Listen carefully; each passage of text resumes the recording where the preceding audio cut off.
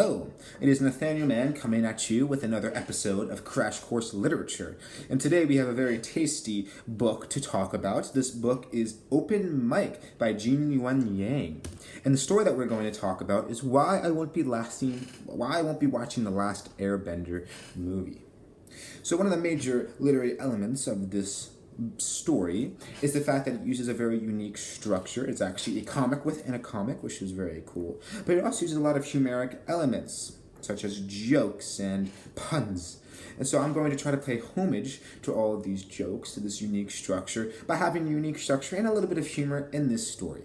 Hopefully, this can be a kind of unique presentation and not another boring one that Miss Byrne has to watch during grading sessions.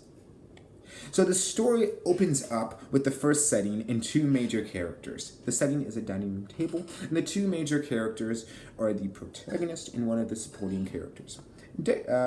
Yang, who is actually the author, is the protagonist, or the character who moves the action along. The other character in this sense, the supporting character, is his friend by the name of Derek. And Derek serves the major purpose of bringing up the first conflict of this work, which is the apparent racism of the Last Airbender movie. So these two friends talk about this, and they get very irate, they get very angry, and they declare that they're going to do something about this racist outrage. So Derek decides that he is going to make a blog post about it. Now this is an event, but it's not one of the most important events as it is outside the protagonist's journey. Now the protagonist's journey now goes into a sort of comic book. Yang says that he is going to make a comic book about his misgivings about the racism of the Last Airbender movie. And the story, this is really the unique structure, is going to actually morph into this comic. We're going to actually see the comic that Yang creates. Then we actually get to see the cartoon that Yang created about his misgivings about the racism in the Last Airbender movie. By doing this, he induces a non-linear structure. Yes, cartoons can have such elements such as a non-linear structure and not just a Mercy by Toni Morrison.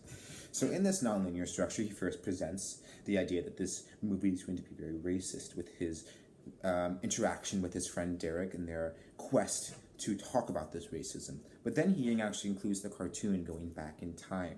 This induces a sense of forbiddance, which allows the reader to feel some suspense and really become engaged with the work. We really know that Yang really wants his reader to become engaged. We see this with the numerous humoric literary aspects that he uses. The first one that we can see here is with the scene with his girlfriend. He and his girlfriend are watching the Last Airbender cartoon, and he loves the cartoon because it represents Chinese culture, and his girlfriend is loving the action and the fighting and the various plot elements of the story. But Yang is out there spitting facts about Chinese culture and how that's reflected in the story itself. So with this forbiddance and these humoric aspects, he allows his reader to really become engaged. But then when we see that he understands that this is a very racist movie with the idea that they only had actors that were Caucasian and not representative of the actual Chinese culture. And then he uses another literary technique, which is called, he brings up a counter-argument. He brings up the counter-argument that perhaps the best actors were actually white. And later he's going to debunk this counter-argument, but by including this counter-argument, another literary technique, what he's doing is making his argument more credible by debunking the opposing opinion. Then Yang debunks his counterclaim by actually providing evidence from the casting agency. And this casting agency, as you can see from the evidence, clearly favored white Caucasian actors.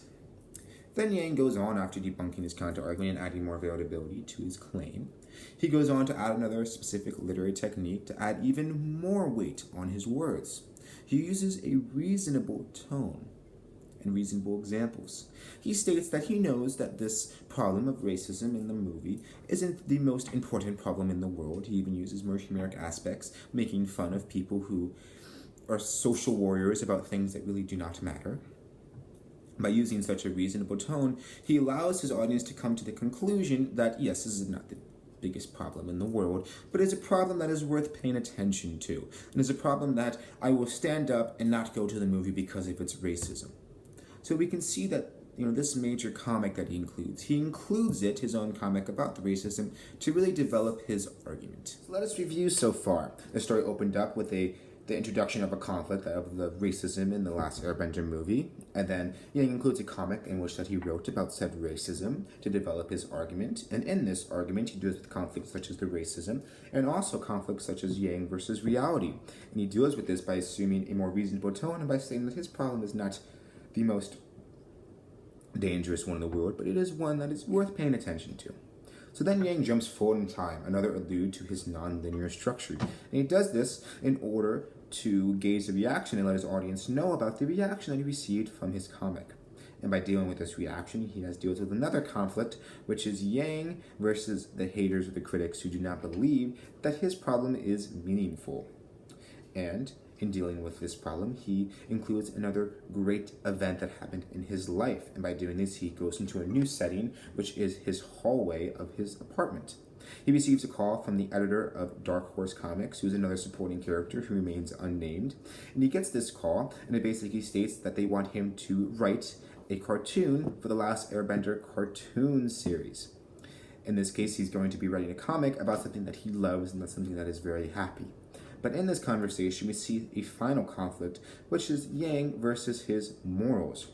He first has to ask that the comic that he's going to write is about the Last Airbender cartoon and not about the Last Airbender movie, something that he does not agree with.